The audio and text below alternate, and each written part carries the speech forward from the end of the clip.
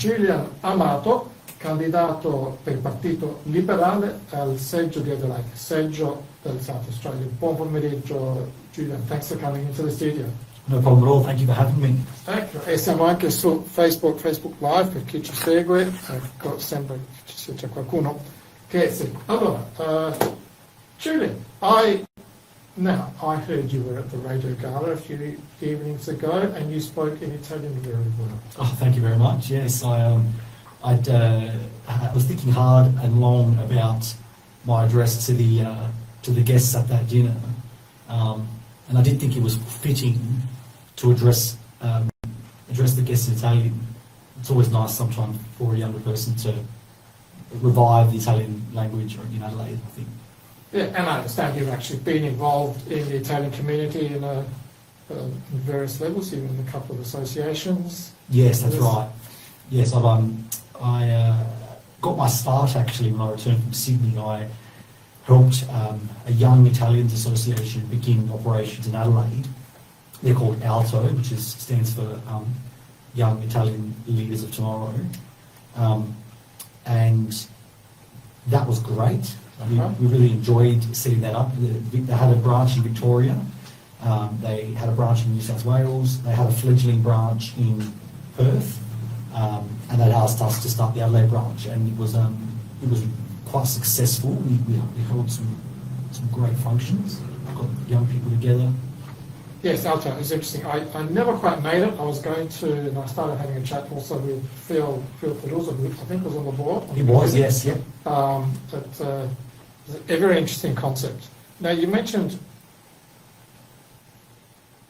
taking a different take to what I was expecting to. You mentioned coming back from Sydney. That sounds a little bit like my professional story. I'm one of these who left the state and the country to come back for family reasons in my case, but tell us a bit about that. Yeah, sure. So a lot of people know that I'm a lawyer. While I'm a political candidate currently, I'm also a lawyer, and I've been a lawyer for almost 10 years. Time's flown. What happened was when I graduated from Adelaide University with my law degree, I decided at that point that I wanted to move interstate. And my brother Matthew was already living in Sydney. There were many reasons why I wanted to move interstate, but the main ones were there are larger opportunities when it comes to more complex work in Sydney. Obviously there are more law firms there, larger law firms are all based in Sydney, and those larger law firms attract more complex and more high profile work. So I moved over to Sydney in 2020, not 2020, jumping ahead there, 2016. And I worked there, lived and worked in Sydney for three quite large law firms. One was called HWL Ebsworth. I worked there for 3 years. That was a great firm. I worked on some really high profile matters there. One of them was, a lot of people who are listening who are interested might remember the Geoffrey Rush defamation case. Yes. So we actually acted for Geoffrey Rush against the Daily Telegraph. It's a really, really interesting matter for me as a junior. I thoroughly enjoyed it. And then I moved off to a London-based law firm called Clyde & Co. In their Sydney office. And there I worked on all the Banking Royal Commission matters when the Banking Royal Commission was around in around 2017, 2018. So got my hands on some really interesting class actions against some pretty major banks, which were excellent. And we also acted for a lot of insurers during the commission as well. So we had the class actions post-commission, and we acted for insurers during the commission too. What sort of work would have occurred during the commission? So a lot of banks and insurers were called by the commission to provide evidence on certain allegations. A lot of them were around fees for no service, ring fencing allegations, which really is a fancy term for it's a long story. It's too hard to explain maybe in this episode, but there were some allegations made against insurers regarding the way in which they offered their services. Yes. So there was a bit of that. Then I acted for IAG IAG's insurer, which by extension was IAG, in a matter where it was alleged they were offering junk insurance for tyre and rim, huge class action.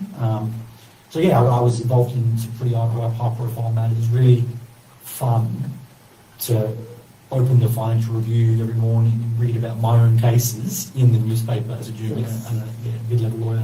Yeah, so quite a variety of work, from defamation to, I was going to say commercial, it's not quite commercial work. And then you moved back to Adelaide. Yes, so Still working as a lawyer. yes, so I moved back to Adelaide during the pandemic. Okay.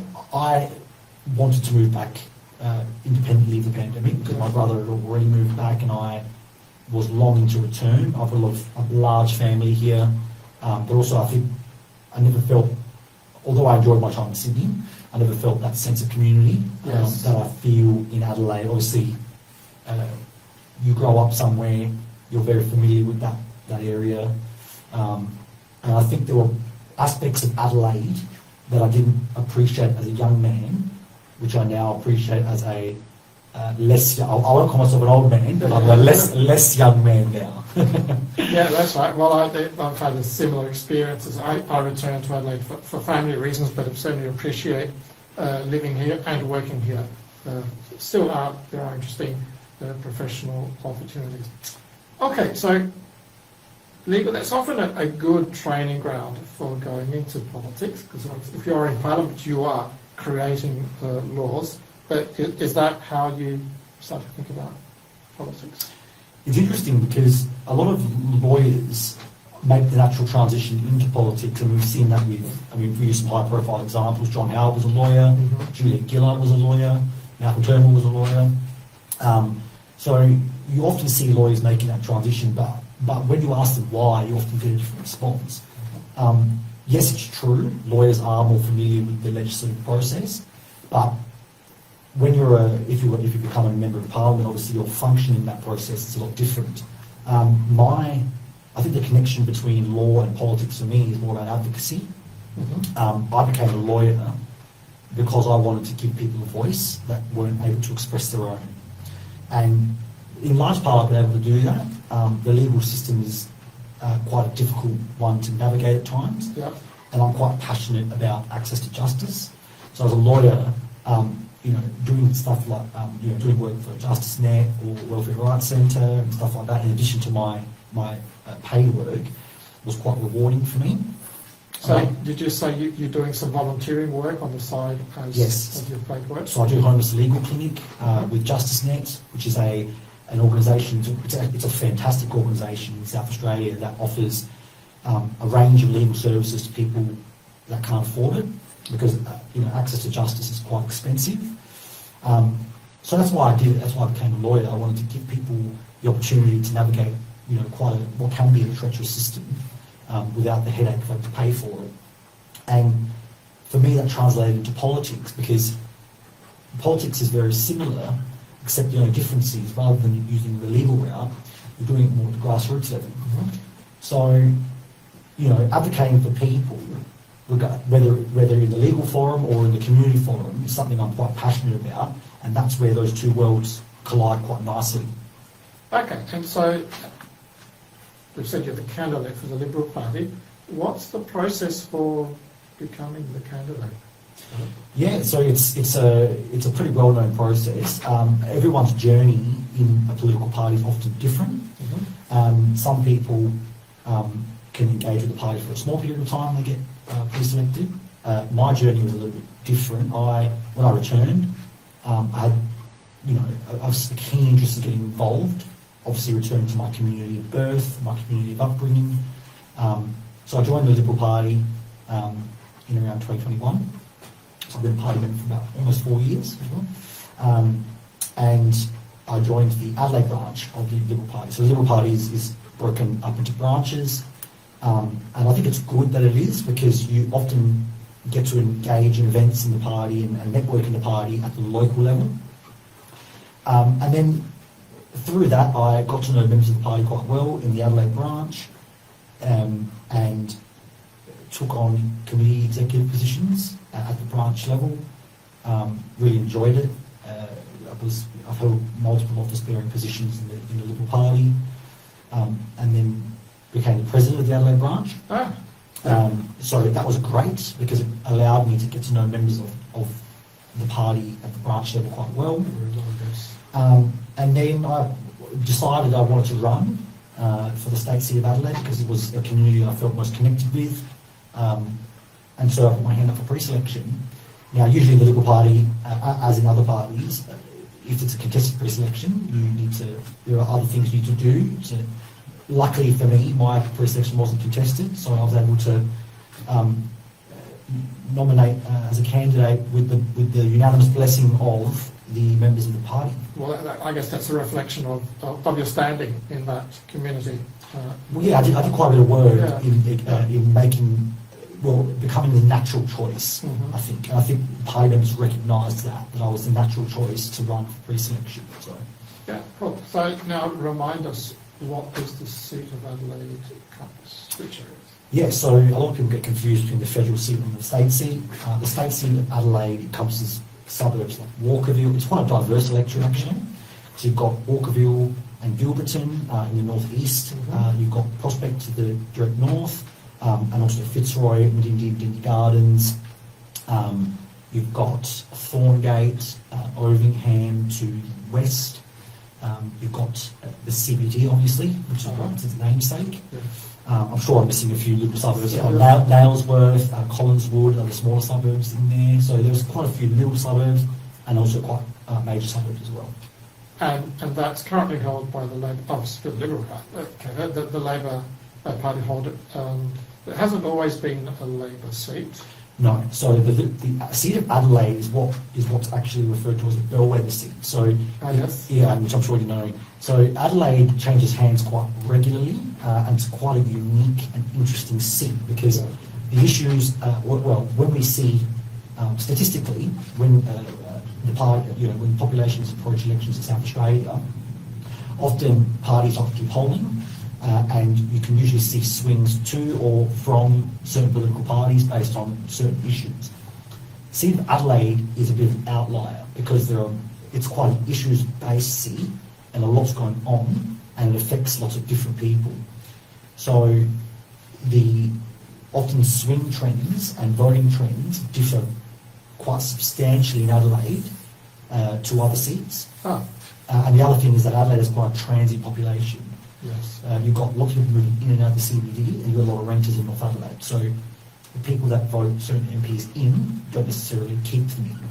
So we've seen Adelaide change hands over the last 20 years at least 3 times, from Jane Lomax-Smith to Rachel Sanderson to now Lucy Hood. So it changes regularly. Okay, so what are the issues that you see or that you want to focus on in Adelaide? Yeah, that's interesting. So Adelaide, like I said, Adelaide's an issues-based seat. Now that I've been out campaigning, there are 2 major issues that I'm focusing on at the moment. The first one is quite obvious. That's Live Golf. So that's a policy legislation that was announced by the Labor Party quite recently, maybe a month and a half ago. Okay, let's remind listeners what is the Live Golf. So the Live Golf is an international golfing tournament that occurs once a year. Adelaide's been lucky enough to host it for the last 2 years, I think. Could be 3, but I'm pretty sure it's 2. Yeah. And it's usually hosted at Grange, at the Great Golf Course in Grange. Now, the Malhouse's government recently announced that it would be redeveloping the public golf course, which is situated in Parklands in North Adelaide. Yeah. For those who are listening, if you don't know where it is, it's on War Memorial Drive. It's part of it's on War Memorial Drive, but it covers quite a large part of the Parklands. Now, this legislation is very controversial and is something that we have opposed for multiple reasons. The first one is it represents, in my opinion, encroachment on parklands, which is a big issue in this state seat of Adelaide. Parklands are obviously enjoyed by lots of people in lots of different areas, but primarily people from where I live, but also in North Adelaide and those living in the south side of Prospect and even those living in Gilberton and Walkerville. So people are very concerned that the redevelopment of the golf course is going to affect the biodiversity of the parklands and also affect local flora and fauna. It's also, there are concerns regarding road closures, heritage, which local indigenous heritage, and other factors like that. So there's lots of issues here. that people are quite concerned about. My biggest concern about that legislation is the lack of consultation. Oh, yeah. So, I mean, the Liberal Party is always for development, specifically around appropriate developments. Yeah. But what is alarming here is the fact that, and I went on ABC Radio about this recently, so my views on this are quite well known. My concern is that the member for Adelaide, current member for Adelaide, did not consult with her constituents about this issue at all in North Adelaide. And more broadly, the government didn't either. This was something that just happened very quickly. It was unforeseen. In fact, I don't think the opposition got much time to even review the bill before it hit the floor of Parliament. So, and it also circumvents local government as well. I mean, the Adelaide City Council is completely cut out of the development process, which the Lord Mayor has made her views known about that. To my mind, it doesn't look consultative. It looks paternalistic. And a lot of people, specifically residents of North Adelaide, are feeling like they've been basically bulldozed over. Yes. So that's the first issue. Yes. The second issue, which is also an alarming issue, is Walkerville and Gilberton, which is an area, as I said, northeast of the electorate, hosts some of the worst maintained housing trust complexes in the state. And in particular, there was a tragic incident which occurred where somebody was actually murdered in and around a housing trust complex on Walkerville Terrace on the 16th of June. Now, I've done quite an extensive I've done quite an extensive consultation process with residents about how this happened, and residents have been telling me that this is an issue that's been going on for years. So this is an issue that's been going on for at least 4 years, where what we've seen is antisocial behaviour occurring, mainly perpetrated by a very small handful of housing trust tenants living at Benson Court, which is the building on Walkerville Terrace, but also at a housing trust complex called Elliott Lodge on Park Terrace. Historically, there's also another complex on it's called James Street, called Mellor Court, which is also in Gilberton, where this behaviour was occurring as well. Local council and I worked closely on measures the government could implement to fix this, but residents aren't being heard. I've walked past these complexes. They are completely dilapidated. They don't fit the purpose at all. The windows are smashed. There was a fire at Elliott Lodge in the top floor, which there's been no repair work. There's been very little repair work since to that. Doors are flung open. These buildings look scary to even approach. There's litter everywhere. There's hard rubbish everywhere. There have been drug and alcohol paraphernalia found around the area, and of course there's been, in the advertiser recently, it came to light that at Benson Court there were 367 police call-outs in 2 years. Yes. That's one call-out every 2 days, basically. So it's a serious problem. Residents telling me they're being terrorised on a daily basis. People having their houses broken into, having things thrown at them. Obviously someone was murdered, but there's been violent assaults. Jan Beasley went on 5AA and essentially voiced her opinion that enough's enough. The government has since come out and proposed interim measures. I don't think they go far enough. So I started a petition, a parliamentary petition calling on the government to implement some longer term measures to fix the problem, because people in Walkerville feel unsafe in their own homes. Yeah, okay. And who's the relevant minister for this? So Nick Champion is the housing minister. He's been questioned about this a few times. Residents that I've spoken to indicated they don't feel like the government's measures that they propose go far enough. It's all basically motherhood statements.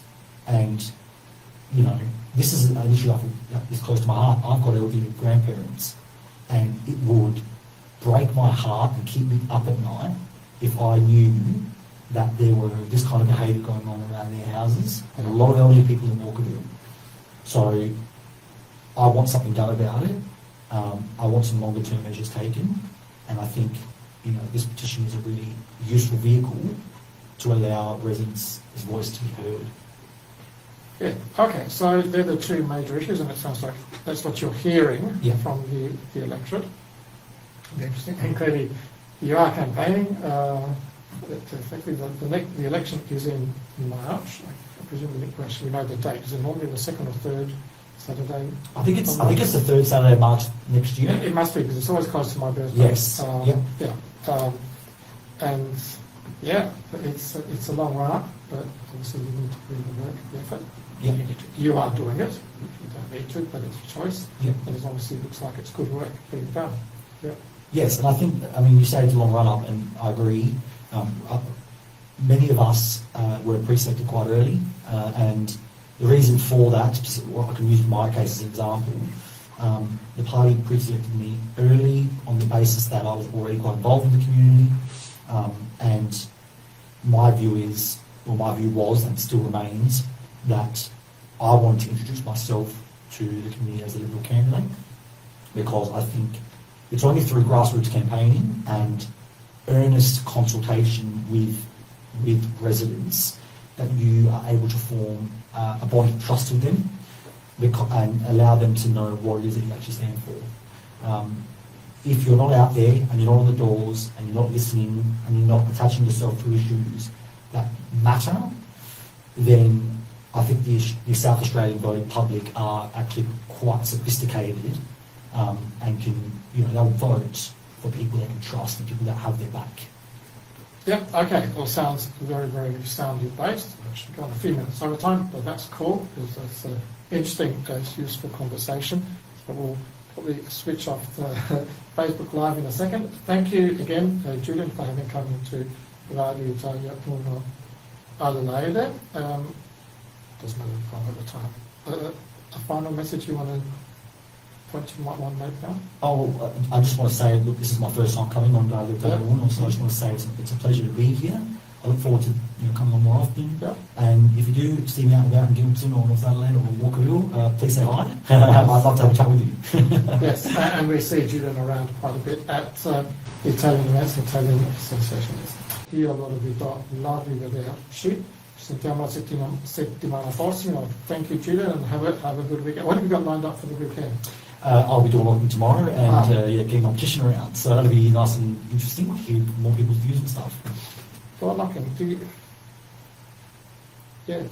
How many households do you think there are? Do you know there are in that place? Well, I know how many people there are. There's around 23,000 people per electorate. In terms of households, you probably divide by 3, I would say. So there'll probably be roughly around 10 to 12,000 households. And I'm presuming, I know generally people do have a system for knowing where and how to do the door knocking. Yeah, well, for me, we have an app that we use to determine where we door knock and where we need to door knock. But certainly, I focus on certain areas based on certain issues, and at the moment, my full focus right now is on what can we do to ensure people feel safe. Cool. Okay. Thank you, arrivederci. Buon weekend, Doctor. Thank you.